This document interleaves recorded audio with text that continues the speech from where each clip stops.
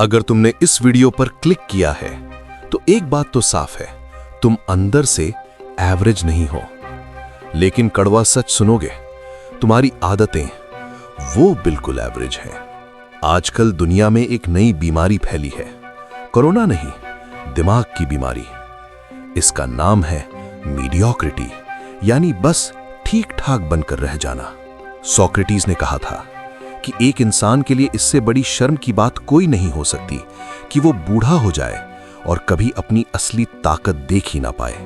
जरा सोचो, क्या तुम अपनी जिंदगी जी रहे हो या बस काट रहे हो?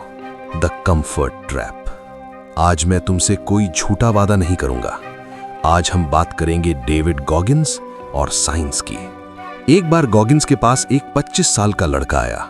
वो कंफ्यूज था। बोला, मेरा वजन कम नहीं हो रहा, करियर समझ नहीं आ रहा।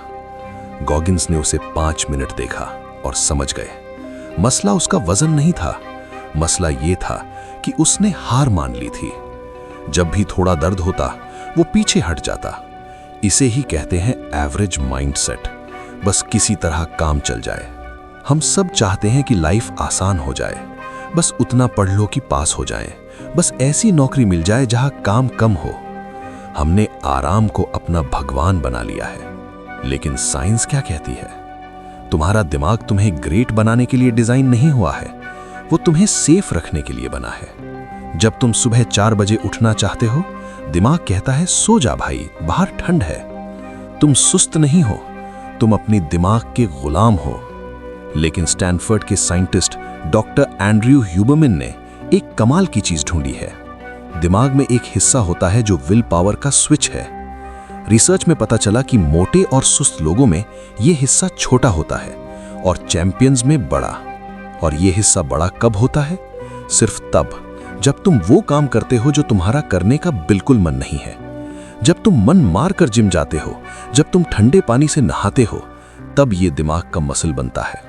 अगर तुम स्ट्रगल नहीं कर रहे हो तो तुम्हारा दिमाग वाकई सिकुड़ रहा है। द 1% माइंडसेट, दर्द से दोस्ती। तो वो 1% लोग कौन है जो दुनिया हिलाते हैं? क्या उनके पास कोई जादू है?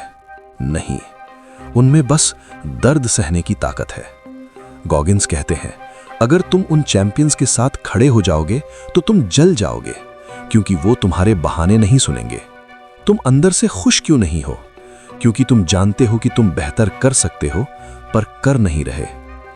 इस खालीपन को भरने के लिए तुम क्या करते हो?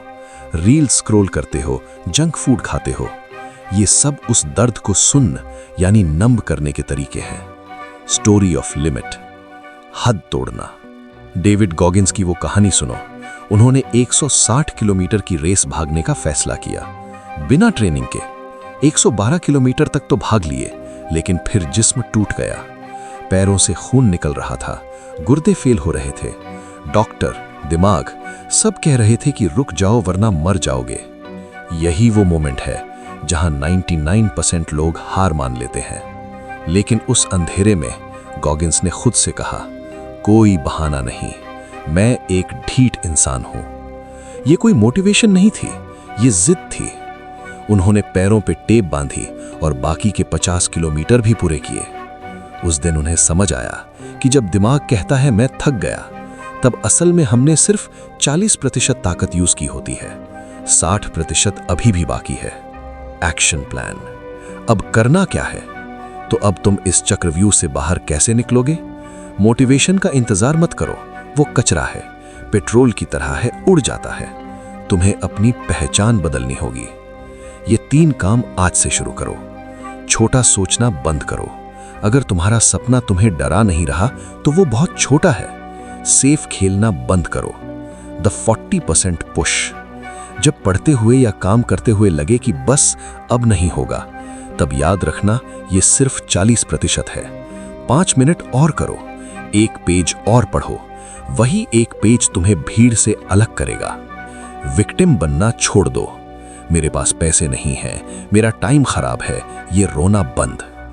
एक एक्सपेरिमेंट हुआ था यूनिवर्स 25 नाम का। चूहों को सब सुविधा दी गई, खाना, पानी, अच्छा घर। रिजल्ट क्या हुआ? वो आलसी हो गए, आपस में लड़ने लगे और खत्म हो गए।